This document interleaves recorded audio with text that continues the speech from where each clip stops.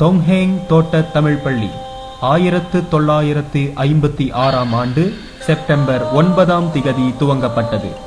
30 மாணவர்களை மூலதனமாக கொண்டு இயங்கிய இப்பள்ளி 1975 ஆண்டு தஞ்சோங் லாங்சாட்டிற்கு இடமாற்றம் செய்யப்பட்டது. 2 வகுப்பறைகளை மட்டுமே கொண்டு இயங்கி வந்த இப்பள்ளி பல இன்னல்களுக்கிடையில் வளர்ச்சி பெற்று இன்று பாசிர்குடாங் தமிழ் பள்ளியாக உருவாக்கம் கண்டுள்ளது. தற்சமயம் 370 மாணவர்கள் 2 பிரிவுகளாக கல்வியை மேற்கொண்டு வருகின்றனர். அடுத்து நீங்கள் காணவிருக்கும் படத்தொகுப்புகள் பழைய நினைவுகளை தாங்கி வருகிறது.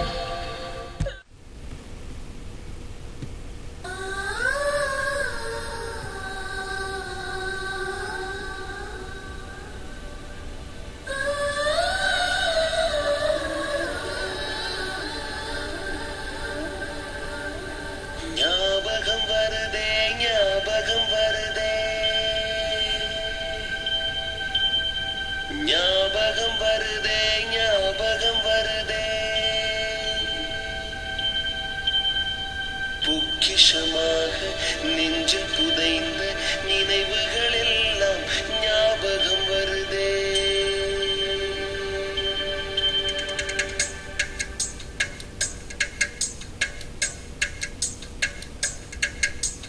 ஞாபகம் வருதே, ஞாபகம் வருதே, ஞாபகம் வருதே.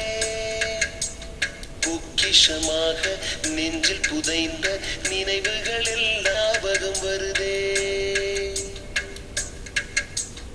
ஏதோ ஒன்றை தொலைத்தது போல, ஏதோ மீண்டும் பிறந்தது போல, தாயே என்னை வளர்த்தது போல கண்களினோரம் கண்ணீர் வருதே.